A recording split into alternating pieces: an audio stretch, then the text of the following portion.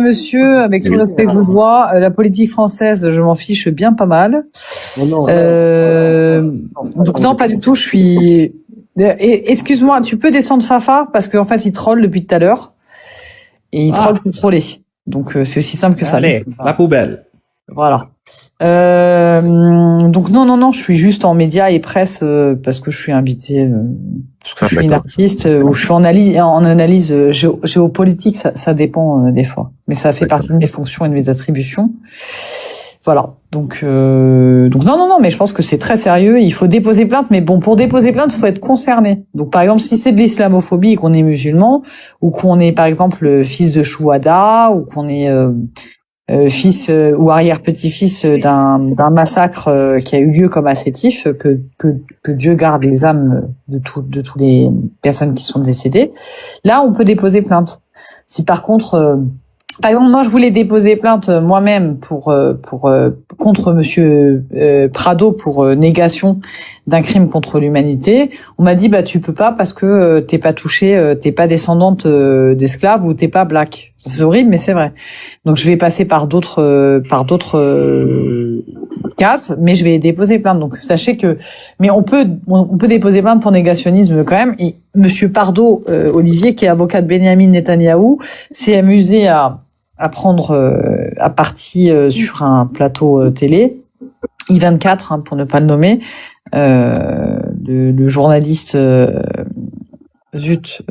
attendez, j'ai un Sillard, Claude Sillard, en lui disant que non, les Africains n'avaient pas été déportés et que non, ce n'était pas un crime contre l'humanité. Donc c'est du négationnisme, ça rentre sous la loi Guesso et ça rentre sous l'article 24 bis de la liberté de la presse qui a été inséré dans la loi Guesso, ce qu'on a appelé plus tard Guesso-Fabius. Donc j'invite tous les citoyens et toutes les personnes qui en ont marre d'entendre des propos islamophobes effectivement à agir. Le CCIE a lancé une vaste campagne en disant vous tracez avec le lien le minutage des propos où vous screenez et vous envoyez en écran, on screen l'écran. Surtout allez sur le formulaire du CCIE et saisissez quoi. Voilà ce que j'ai à vous dire. Et je me mute et je laisse parler les autres. Mais non, je ne suis pas du tout politicienne et je n'aime pas du tout la politique française en plus. Pas du tout. J'ai cru comprendre comme quoi il y a eu un débat apparemment houleux, donc avec insistance, du moins avec Jean Messia. Il m'a insulté, moi. Il m'a insulté parce que j'ai lu. Je suis signataire d'une tribune d'un collectif qui s'appelle le collectif Pour notre nom. Oui. Que je vous invite à partager partout pour ceux qui sont pro-palestiniens ou pour l'humanité, voilà. Propager la parole des juifs et qui sont bien placés en plus. Regardez un peu les métiers des uns et des autres, vous allez vite comprendre. Et à l'occasion de cette tribune que j'ai lue, Jean Messia m'a traité d'agent du Qatar. Il a dit les agents du Qatar sont bien payés. Donc en fait, j'ai déposé plainte contre lui parce que non seulement je suis pas un agent du Qatar, mais en plus j'ai touché 0. Comme je suis juive et qu'on a tourné 40 ans dans le désert pour trouver un shekel, non, je plaisante. Elle est où, Uni? Elle est partie. Il y a une grande différence entre toi et Zion Nicholson qui se fait payer par les autres, hein. Non, je suis là, je suis à côté, je suis là. Je voulais un petit peu votre avis sur l'analyse suivante. Donc, concernant justement cette dissension qu'il y a au sein même de la communauté, juive en l'occurrence, surtout française, qui a l'air un petit peu vraiment à part dans ce qu'il y a d'autre donc dans les pays du Moyen-Orient. Il y a donc une dissension au niveau de la définition du terme, et c'est là où je voulais justement poser la question, je le fais systématiquement. Par rapport à la définition du sionisme, j'ai cru comprendre, avec le recul, qu'en fait il y avait une espèce de mouvance politique qui essayait de remplacer le mot juif par le mot sion. Moi, c'est un petit peu l'impression que cela m'a donné, avec le recul, parce que systématiquement, je constate que des personnes qui sont athées ou religieuses portent ces définitions, ceux qui sont apolitiques ou politisés porte cette définition, et qu'au fil de l'eau, au fil des années, j'ai constaté qu'on remplaçait ce mot, qu'on remplace un mot par un autre. C'est un constat, hein, en tout cas pour ma part. Qu'est-ce que vous en pensez? En fait, tu as raison, 100%. C'est à 100%. Ce que tu viens de dire est correct. À 100%. Genre, ils veulent mélanger être juif et être sioniste. Genre, si tu dis quelque chose de mauvais sur Israël, si tu critiques Israël, ça veut dire que tu es en train de critiquer les juifs, ce qui est extrêmement faux. Ce qui est vraiment, vraiment faux. Genre, il y a tellement, j'ai vu tellement de juifs qui sont contre ce qui se passe en Palestine. Ça n'a rien à voir avec ça. Oui, mais je le confirme, j'en fais partie. Donc justement, c'est pour ça, c'est que j'ai constaté cette évolution au niveau de la sémantique. À l'époque, quand j'étais enfant, on disait donc juif, c'est tout. Il n'y avait pas de juif sioniste, non. Mais toi, t'es juif, N? J'ai de la famille juive et j'ai des ascendances qui sont...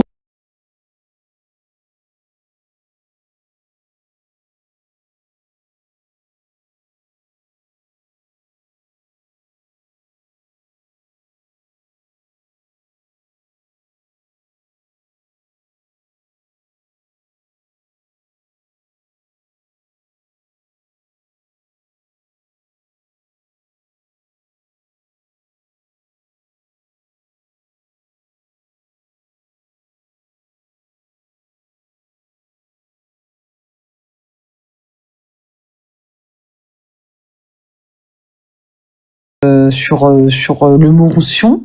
Ok, c'est un processus qui a été mis en ligne, dans la tête des nazis il y a plus de 80 ans, mais Uni en parle très bien. Donc ça, c'est le live d'Uni et j'invite tout le monde à bien écouter ce que Uni dit parce qu'elle réinforme très bien. Donc ça s'est pas fait hier, ça s'est pas fait il y a 20 ans, mais ils ont attendu effectivement que tous les rescapés de la Shoah presque soient séniles ou partis pour pouvoir réintroduire le même système en appuyant avec le sionisme et les drapeaux d'Israël qui flottaient de partout.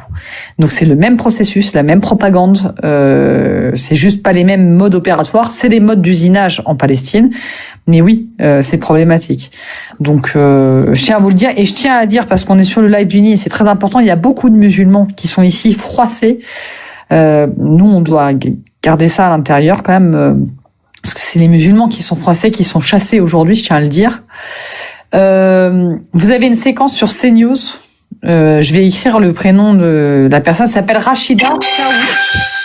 Rachida Kaout. Elle est partie avec mon ami qui est l'élu d'Aubervilliers, qui s'appelle Massinissa.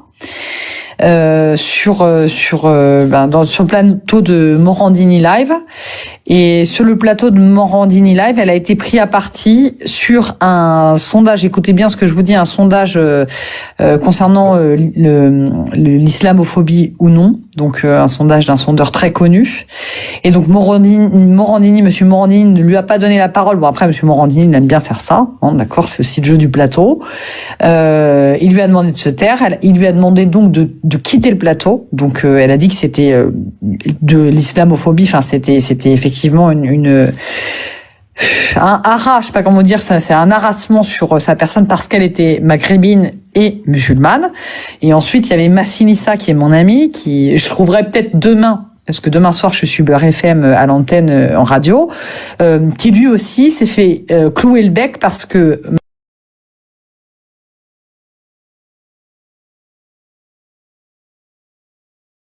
maghrébin et musulman et élu. Donc je vous demanderai d'avoir jusqu'à preuve du contraire, mais par contre je vous invite à tous aimer Monsieur Morandini et tous republier cette séquence où Rachida Kaout, je peux mettre la photo unie de la séquence là pour que les gens ils la trouvent. Ce qu'il faut republier là, c'est dégueulasse pour les musulmans, pour les arabes et tout, c'est dégueulasse. Pour les maghrébins, c'est dégueulasse. On va chercher. Hein. La photo de Sion sur le mont du temple tabassé.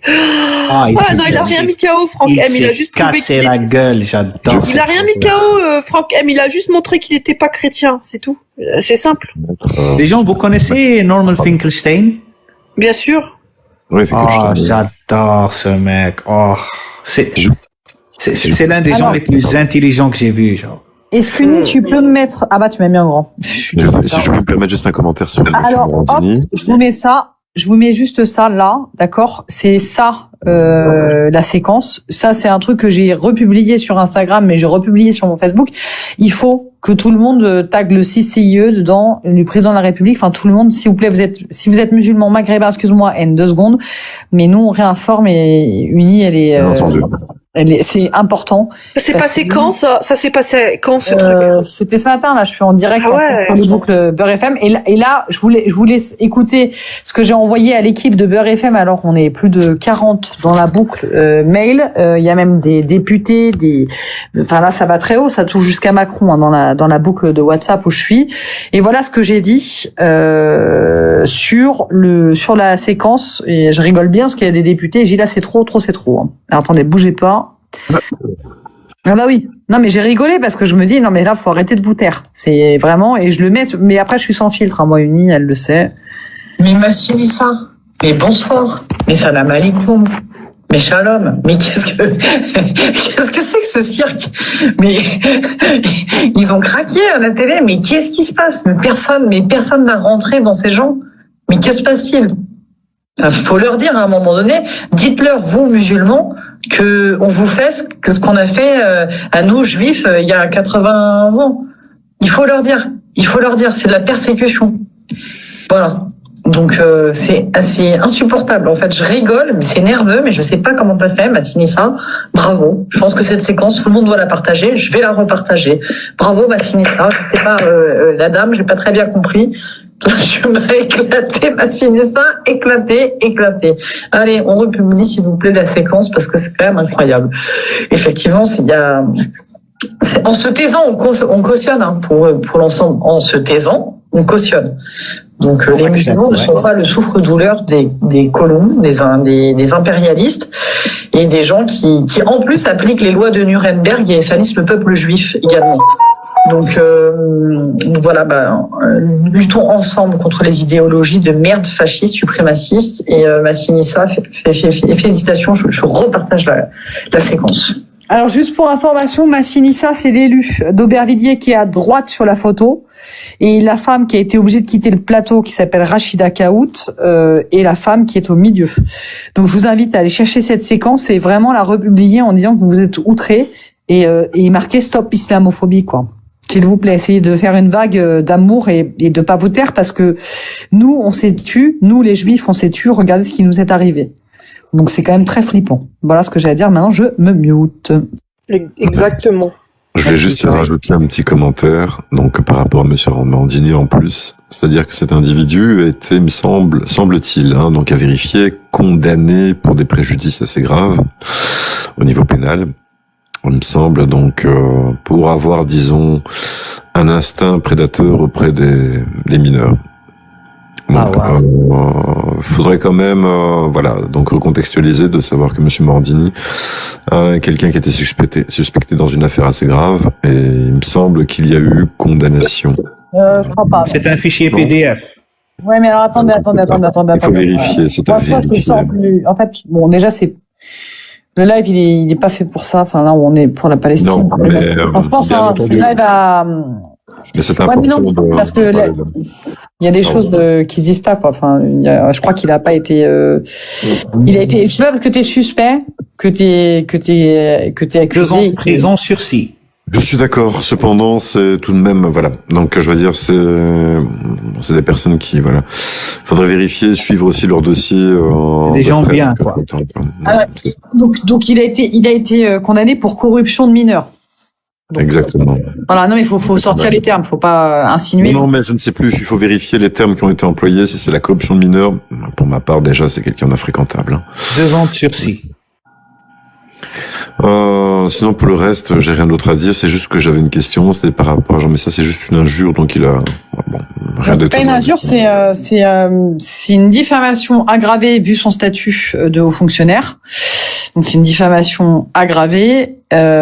Qui plus est, c'est une diffamation qui touche à la sûreté de l'État français. C'est-à-dire qu'il me taxe de travailler avec une puissance étrangère. Oui. Voilà. Donc c'est. Et à supposer que lui ne le fasse pas avec Israël. Voilà, Ah, ça, oui. c'est un autre sujet. C'est un autre sujet, ça. C'est possible, mais bon. Nous, on n'a pas de preuves, mais Voilà. après, peut-être ça va se. Vous savez, il y a des plaintes qui sont en cours avec contre Elnet aussi, le lobby. Enfin, on n'aime pas ce mot-là, lobby. On va appeler ça groupe de pression. Mais vous avez vu Nili Kupfer qui est poursuivie, c'est toujours en cours, et dedans ils mettent aussi Elnet, etc. Donc s'il y a une grosse procédure, une grosse enquête, là c'est toujours, ça fait déjà 4 mois je crois, on verra un peu, et s'ils vont commencer à fouiller, on va peut-être découvrir des trucs dans l'avenir. Ah bah oui, hein, sachant que cette plainte-là, on l'avait déposée en 2024, en novembre 2024 avec le JFP. Contre Nili Kupfer Oui. et Israel is Forever. Exactement. Et les gens, allez voir le site internet d'Israel is Forever pour vous faire une idée de ce qu'est vraiment le sionisme de droite et surtout d'extrême droite. Parce elle se dit du Likoud, mais déjà le Likoud est radical, mais alors elle est encore plus à droite que le Likoud. C'est du niveau Ben Gvir, hein. C'est du niveau. C'est idéologie nazie, hein. Tu sais, Uni, je voulais que tu creuses par rapport à ça, s'il te plaît, parce que bon. Chacune, je pense qu'on est doué dans notre truc, tu vois, dans notre communication. Mais toi, t'es beaucoup plus scolaire. Enfin, quand je dis scolaire, t'es beaucoup plus pédagogue, andragogue et plus discipliné que moi. Mais il faudrait que tu regardes un peu la loi du 15 septembre 1935 qui visait à épurer le sang allemand, tu sais. Rapidement, en fait, c'est cette loi. Alors attends, parce que moi, j'ai des pertes de mémoire. Ouais, je vois la loi sur les lois raciales, etc. C'est ça. Exactement. Donc c'est Nuremberg, mais c'est surtout qu'elles sont appliquées aujourd'hui par les communautés. Voilà. Donc c'est l'adoption des lois de Nuremberg. C'est un truc particulier. C'est sur le fait de dire qu'un Allemand, c'est un Allemand parce que c'est la protection. Alors c'est la loi de Nuremberg. Merci Myriam. C'est la loi de Nuremberg pour la protection du sang et de l'honneur allemand. Donc ils étaient convaincus, eux, les nazis, de la pureté du sang allemand. Donc, comme les sionistes sont convaincus de la pureté du sang juif, vous voyez. Donc enfin bon, je vais pas rentrer dans les détails, mais bon. Et en fait, ça voulait dire que si on avait 3 ou 4 grands-parents, on était considérés comme juifs. Seulement 2 grands-parents, on était considérés comme juifs, Mischling, seulement un comme Mischling de second degré, c'est-à-dire métis de second degré, on était admissible juif, ou bâtard juif. Ce qu'il faut savoir, c'est qu'aujourd'hui, pour avoir un passeport israélien, qu'est-ce qui s'applique ? Cette loi-là, qui a été détournée. Tu regarderas, Uni. Là, je sais. Voilà. Donc, j'ai le livre des soldats NZ2H, hein. J'ai le livre. Ouais. Et dedans, il y a les lettres et il y a les soldats où ils disent 75%, 25% de sang juif. Et ils remontaient, ils faisaient comme ça, les Mischlinge. Comment tu dis ? Mischlinge ? Mischlinge. Ah ouais, moi j'ai dit Mischling. Mischling. Donc c'est un apartheid. Oui, mais bien sûr, mais c'est juste pour vous dire qu'en fait, ils ont rien inventé, là. Les Israéliens, ils sont juste en train d'appliquer, pour les Juifs sionistes. Des lois raciales, suprémacistes, bien sûr. Ouais.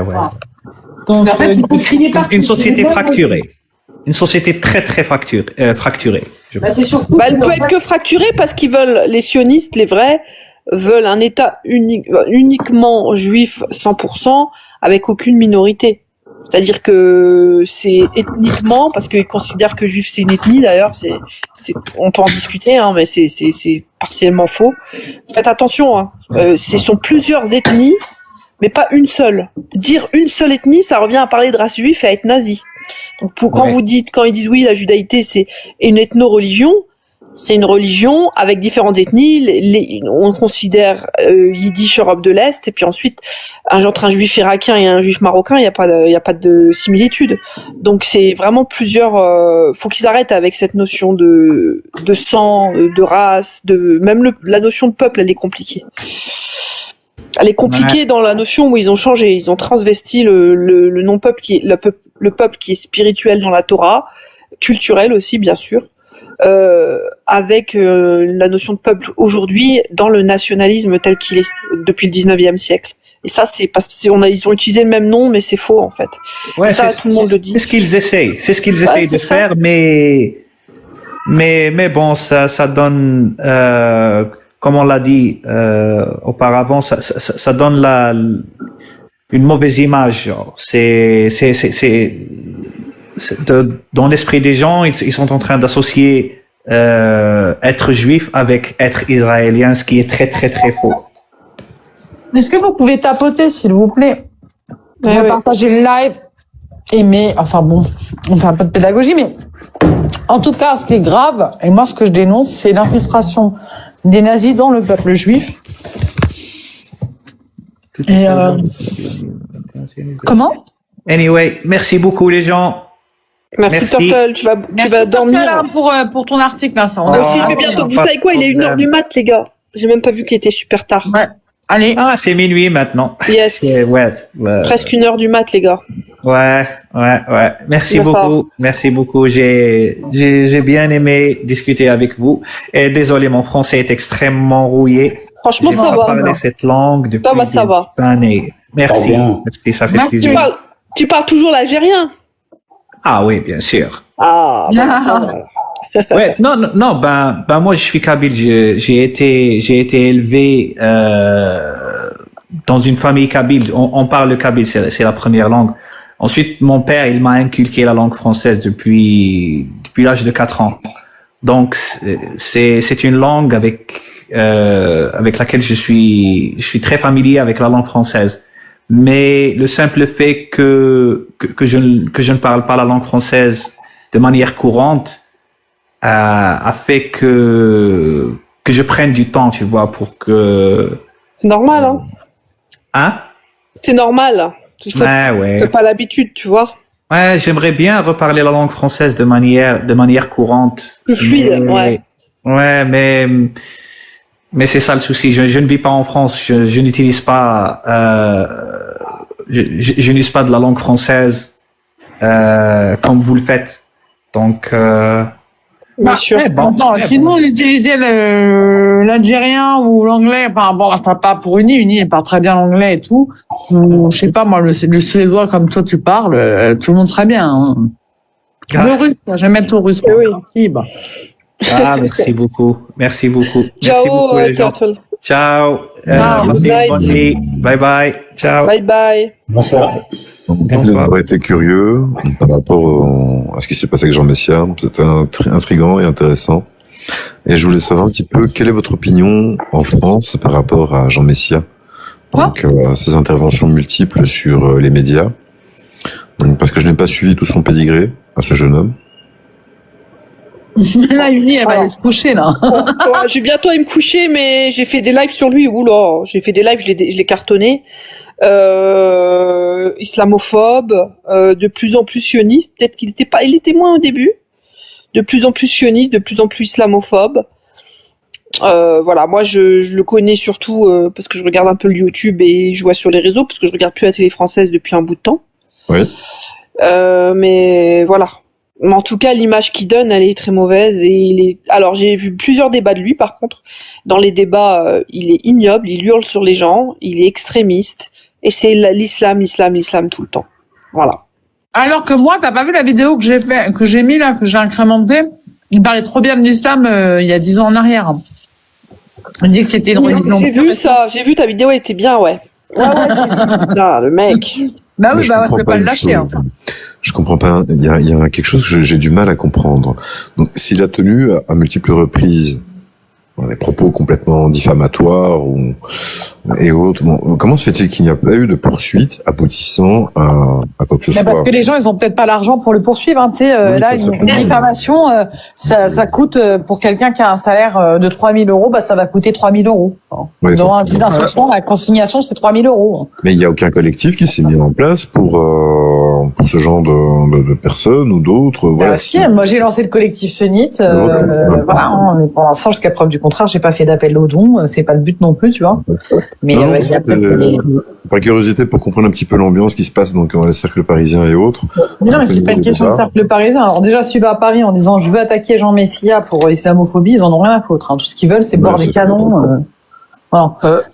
Bonsoir. C'est Mandarin, si quelqu'un me connaît. Salut Bobby. Voilà, on est ta voix. Voilà. T'inquiète, ta voix, elle est reconnue dans tout TikTok.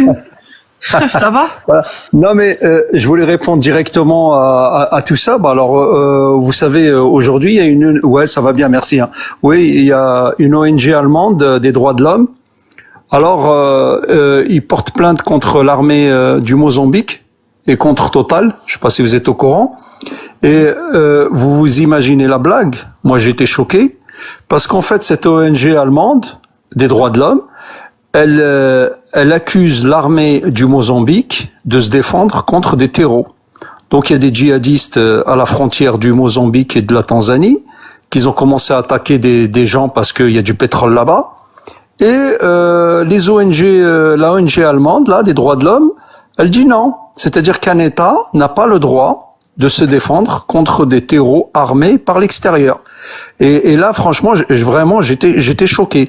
Et après, ça se comprend puisque Total Energy, c'est la France, et les groupes pétroliers américains et tout ça, ils sont pas contents. C'est-à-dire que les Américains, les Anglais, ils ont détruit le A380, ils ont détruit le Concorde, et ils veulent détruire la technologie, les industries françaises, voilà.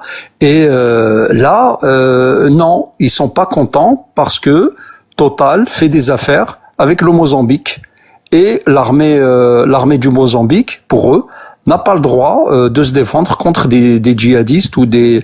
Ça veut dire que même quand on voit le Joulani et tous les terreaux, tout ça, ce qu'ils ont fait comme exaction contre les Yézidis, tout ça, c'est Bachar qui en a pris plein la gueule. C'est Bachar. Et en fait, c'est ça qui est incroyable, c'est que cette ONG allemande qui est très hypocrite, jamais ça la dérange pas. 600 000 Palestiniens exterminés, elle a pas ouvert sa bouche. Mais là, voilà, là, elle a ouvert sa bouche. Oui. Je rappelle, pardon, Mandarin, c'est mon nouveau compte, si tu veux. si tu veux t'inscrire, parce que Looping, le soldat génocidaire qui écrit le nom des personnalités sur les obus, m'a éclaté mon compte avec toute sa team de signaleurs fous. Oui. Voilà. Juste pour information, c'est la première fois. Il faut que tout le monde sache que les États musulmans, arabes, africains sont tenus en terreur et terrorisés par l'État hébreu qui les menace de leur envoyer les milices de Daesh 2 en 1, la lessive. Ouais, exactement. Je répète, l'État hébreu menace les États, s'ils ne se soumettent pas, de leur envoyer les terreaux de la lessive Daesh 2 en 1 pour commettre des atrocités sur leur territoire, comme par exemple la salle de concert dont on a fêté il y a les 10 ans, il y a quelques jours. C'est l'État hébreu qui menace les pays. Ah, là, c'est un truc de fou quand même. Mais regarde ce qui se passe au Soudan. C'est les Émirats Arabes Unis, c'est Dubaï, c'est Israël, c'est l'Angleterre qui finance l'homme de main, c'est-à-dire Dubaï, pour piller le Soudan. Et dernièrement, justement, j'en parlais avec Uni et Abdelkader sur le Nigeria. Il y a des problèmes au Nigeria, et comme par hasard, le nord-ouest du Nigeria. Il y a quoi au nord-ouest? Il y a le Bénin. Et le Bénin, qu'est-ce qu'il y a? Il y a des bases américaines. Et il y a des djihadistes. Et voilà. Et ça va repartir comme la Syrie. Attention, et ça va repartir effectivement, c'est Aram Boko. Je suis d'accord. Et j'en ai parlé sur Russia Today. J'ai été interviewé par rapport à ça. Donc c'est plus compliqué que ça. C'est surtout qu'il y a de l'or. Il y a des sociétés aurifères. Voilà. Oui, mais le Nigeria, il y a du pétrole, il y a des richesses, et là il y a du pétrole et des richesses. Bah voilà, vous voyez en Irak ce qui s'est passé, c'est que là il y a eu des bases américaines et pas loin, hop, il y a eu le terreau là, l'autre Daesh, tout ça qui est apparu avec surarmée, exactement Aram comme là-bas, c'est Aram Boko, mon frère. Aram Boko. ouais, Boko Haram Mais, ou oui, Aram non, mais je dis Boko, ça à l'envers, je fais exprès. ouais. C'est pour pas que le live il soit signalé en Voilà. organisation Ah, d'accord. T, les gars. Vous Voilà. pouvez pas dire le Voilà. Ah mot. d'accord, Voilà. d'accord. Voilà. Ok, j'ai compris. Ok. Donc voilà. Oui, oui. Et en fait, c'est parce qu'il y a des sociétés aurifères et que Monsieur Trump veut mettre la main dessus. C'est pour cela qu'il a menacé d'envoyer ses troupes. Et je vous invite Oui, à suivre ce conflit qui est très très bien documenté sur la chaîne de Russia Today. Voilà.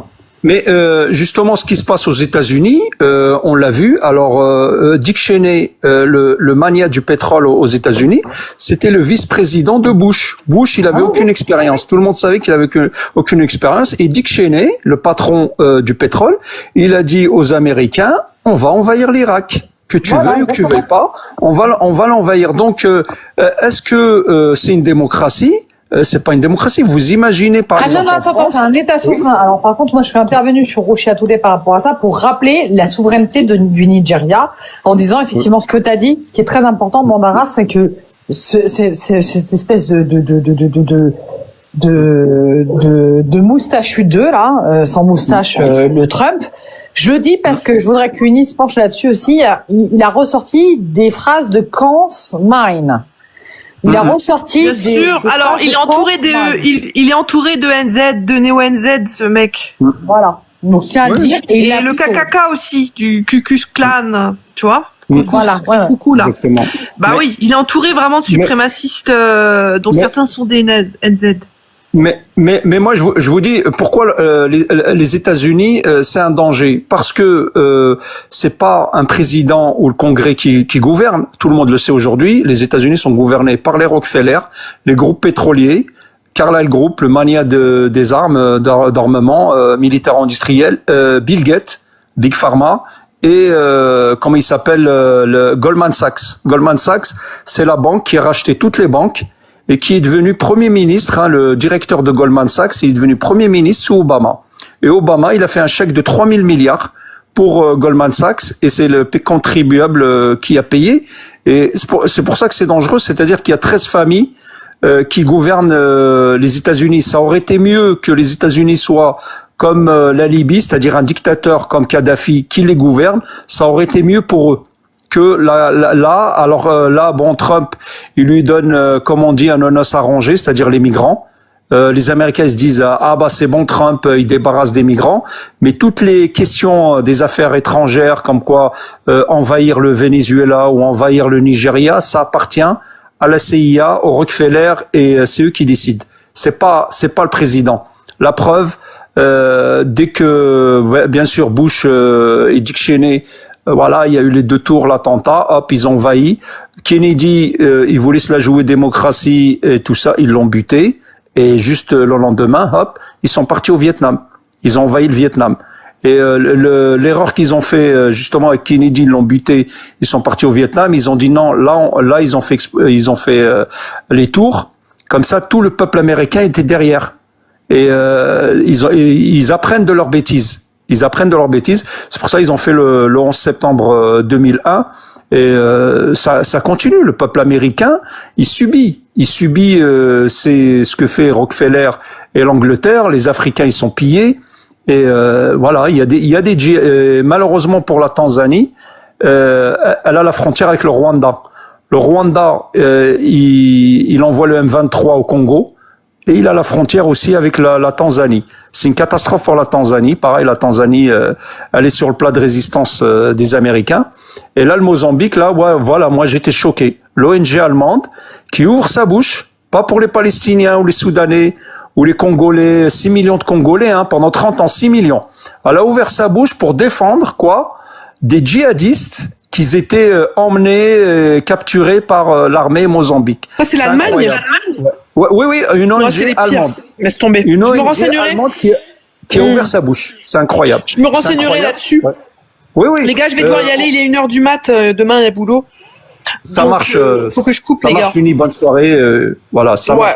marche. Bonne soirée tout le monde et merci pour ce live et à demain. Ouais, Merci. et allez voir au fait attendez, je vais vous le mettre une seconde. Juste une parenthèse. Voilà, je vais vous mettre une petite caricature. Celle que j'ai fait ce matin. Allez voir New Med Energy. New Med Energy, Je capture, moi. c'est une association. Vous irez voir, il y a toutes les explications. Contrat d'exploitation de ressources au Sahara occidental. Bien sûr New Med Energy israélien, hein. Donc ça, ils ont donné l'autorisation au Maroc, ils ont déjà une entreprise implantée, ça va se développer. Ils sont en train de pomper les ressources en phosphate et en tout autre, hein. Il n'y a pas que du phosphate, hein. Donc voilà, donc j'ai fait cette caricature, vous irez voir, il y a tout sur New Med Energy, j'ai même mis le chiffre d'affaires, j'ai tout mis. D'accord, vous faites plus et vous voyez la description, parce que bon là c'est la caricature, vous voyez la description et vous comprendrez quand on vous dit que le roi du Maroc a vendu les Palestiniens, vendu son honneur en tant que Amir el-Moumine, en tant que chef des croyants, en tant que président du comité Al-Quds, je le rappelle, pour de l'argent, pour exploiter le pays à côté, c'est-à-dire le Sahara occidental, et s'étendre aussi. Il y a des visées expansionnistes d'ailleurs qui ne sont pas que sur le Sahara occidental, aussi sur une partie de l'Algérie, une partie de la Mauritanie, etc. Donc cette idéologie expansionniste ressemble énormément et colonialiste au sionisme, tout simplement. Donc vous irez voir s'il vous plaît, vous allez la republier si ça vous plaît, mettez-la en favori. Tout c'est sourcé, vous revérifiez, vous verrez. Et voilà, c'est très important aussi d'en parler parce que si on dénonce le colonialisme, on doit le dénoncer partout. Et ça, c'est ce que des gens comme Indécent et compagnie n'ont pas compris. On ne peut pas que, entre guillemets, parler du génocide à Gaza sans parler de tout le reste. Parce que c'est une entreprise politique, c'est une idéologie, et l'idéologie n'a pas de frontières. Hein. Regarde, j'ai mis le truc sur RT. T'as mis? Ouais, bah oui. Les motivations des États-Unis éveillent les soupçons. Bah, bien sûr. Comme toi, moi, je dénonce tout le colonialisme. Exactement, il le faut. Sinon, c'est malhonnête, on peut pas dénoncer qu'un endroit. Tu sais, je me suis pris la tête avec Indécent, là, je dis, moi, tu dénonces pour les droits de l'homme. Il y a des gens qui sont torturés, mis en prison pendant des années, dans chaque pays, et ça, c'est de la dictature, et il faut dénoncer. Tu peux pas dénoncer que à Gaza et en Palestine. Voilà, c'est tout. Bah, je suis d'accord. Et encore, on fait pas tout, hein. Bah, d'ailleurs, je vais bientôt, je vous l'ai dit, hein, je vais essayer de reparler des Tibétains, etc. Il y a beaucoup de choses aussi de ce côté-là que j'ai pas fait. Non, mais je suis tout à fait d'accord avec toi. Bah, là, c'était pour le Nigeria, en l'occurrence, pour prêter main forte à Mandarin, mais exactement. Et le Soudan, on en a beaucoup parlé, c'est ignoble. Enfin, il y a énormément de choses. Bah, après, Amérique du Sud aussi, il y a beaucoup de choses. Enfin, il y a tellement. Quand vous commencez à vous intéresser au droit humanitaire international et à la géopolitique, vous ne vous ennuyez jamais, les gens. Il y a toujours des lectures, toujours Justement. des sujets intéressants. Et voilà, c'est ça. Là, ces temps-ci, je vous ai dit, je suis en train de lire Carla Del Ponte, son livre La traque, les criminels de guerre et moi. Donc, c'est l'ancienne grande procureure de la CPI, hein, et puis c'est une Suissesse en plus. Et c'est excellent. C'est vraiment. Je vous ferai une synthèse de ce bouquin sur les crimes de guerre aussi. Quel criminel elle a traqué, qu'est-ce qu'elle a vécu. Et on apprend beaucoup de choses sur Kosovo, notamment les crimes de guerre au Kosovo, Zagreb, Belgrade. Voilà. En Bosnie aussi, à ce moment. Il y a aussi la Bosnie. Et la Bosnie, exactement. Il y a peut-être un sujet qui est connecté aussi, donc avec le conflit donc israélien, qu'il faut voir. non, on l'appelle génocide. Faut articuler. Oui, non, je parle du conflit en soi parce que c'est majeur. Il y a toute une zone de conflit. Il faut voir un petit peu comment articuler donc entre ce qui se passe donc avec le conflit israélo-palestinien, libanais, syrien, iranien, etc. Oui, il y a un agresseur à chaque fois, c'est Israël, quoi. Bah, il y a une multitude d'acteurs. Colonialisme, hein. Ouais. En Syrie, c'est un chaos total. Hein. Ça, c'est ce qui manque peut-être dans la lecture française, c'est qu'il n'y a pas le prisme donc sur le prisme cohérent sur ce qui se passe en Syrie. C'est ça qui est dommage parce qu'il y a tellement d'acteurs dedans. Il y a des enjeux majeurs. Il y a eu des mouvements cette année. Hein. Donc on a vu Bachar al-Assad partir, donc quitter son sol. Il est chez mon tonton et Uni, elle doit aller se coucher. Ouais. Je dois aller me coucher, les gars. Bonne nuit à tous. Oui. Allez, bonne nuit à tous et puis à demain. Ciao. Ciao. Good night.